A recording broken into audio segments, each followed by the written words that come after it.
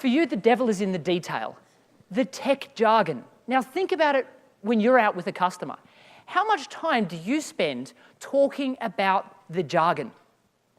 The elements of the technology that you think the customer's really going to need to hear. I said, what I want you to do instead, I just want you to tell them a story. We all tell stories. Think about it. How many people here are married? Yeah?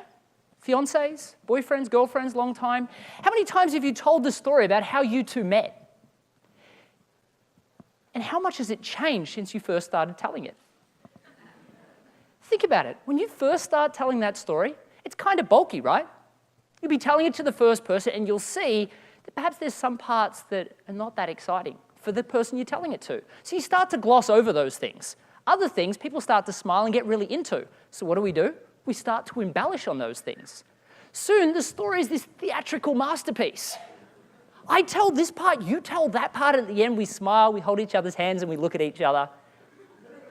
We all know our part to play, don't we? We all get so great at telling stories, but in a business format, we don't. We get stuck in that jargon.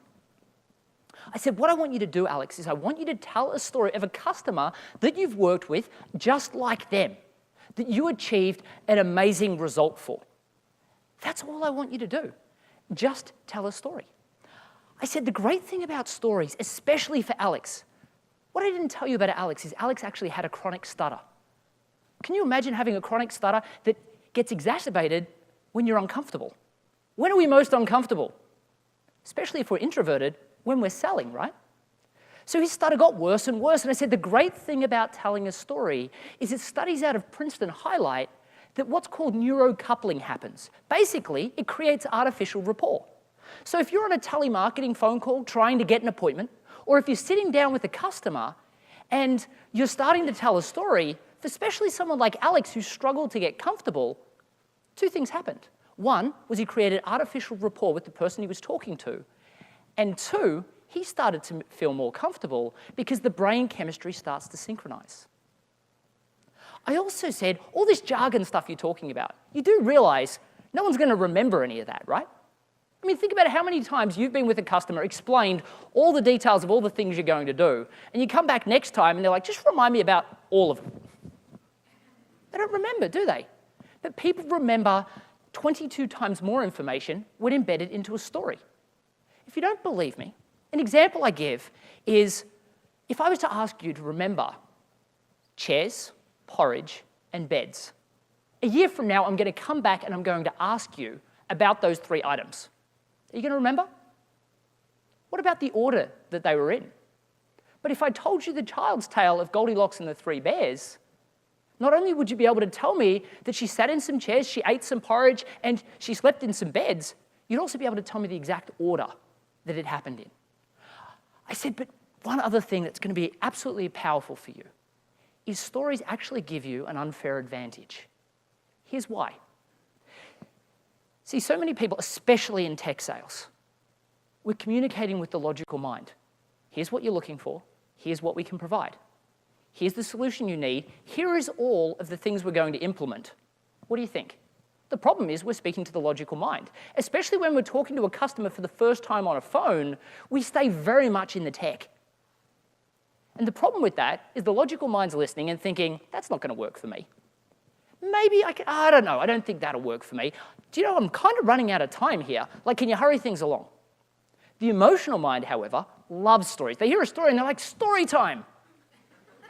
And they just listen. And here's the other really cool thing. See, when you tell a story, it short-circuits the logical mind and you speak directly to the emotional mind. And it doesn't listen to any of the details, it just assumes all of that to be factual. And it's listening for the moral of the story. Now, the moral of the story is that the customer had a successful outcome working with you. And because of that, so can they. But because they don't question any of the detail, I mean, think about it. Goldilocks and the Three Bears. Did you ever question whether or not bears had beds, they ate porridge, and they broke chairs? Right? It's just not something we worry about. I said, for Alex, one of the things I really want you to do, though, because you've got this chronic stutter, because you really struggle in the whole sales activity, I want you to practice your stories. I want you to write them down. I want you to write them down and learn them. I want you to be able to say these in your sleep. I want you to be able to close your eyes and be able to tell the entire story. And his response to me was, Matt, you mean like a script? He goes, no, I don't want to do a script. I mean, I want to be authentic with my clients. I don't want to sound robotic. Now, how many of you have heard telemarketers that have called you and gosh, they sound robotic? They're just reading off a piece of paper. He goes, I don't want to be like that. I said, Alex, what's your favorite movie? For him, it was Gangs of New York. Leonardo DiCaprio. Anyone seen it? It's an amazing movie. And doesn't Leonardo DiCaprio really just capture that person? The whole time I'm watching it, I'm, oh my God, this guy is that person. How does he do that? You know he's reading from a script, right? This is a story. He's learned this script, but here is the difference. The person that sounds robotic is reading off a piece of paper and they've read it probably once or twice or a few times. Leonardo DiCaprio will learn the entire storyline. He will learn the entire script. He will take it on and he'll become that person. He'll be able to say it in his sleep, and then he delivers that script. I said, what I want you to do is not read like a robot. These are your stories. And because of that, you should be able to share them. I just want you to go in prepared. So he started to go through the process of learning these stories. He picked 3 stories. I said, don't overcomplicate it. I mean, most of your customers probably only have 3 objections, and most of your customers are only really looking 80% of the time for 3 specific types of solutions. So because of that, just focus on 3 stories first. Right? Let's not overwhelm ourselves. Just learn those. So he wrote these stories down, his own stories. And then he learned them. And then he started to use them with customers.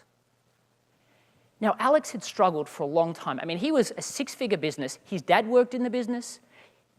His wife worked in the business. He had a staff member and an office space. You can imagine there's probably not a lot of money to go around, right?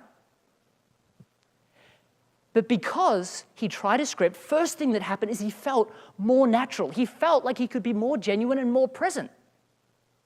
He felt because he had an understanding of what he was going to say, he wasn't getting stuck in his head trying to think out the technical detail. And it just made him feel so more relaxed. And because of that, in 7 months, they became almost $1 million business.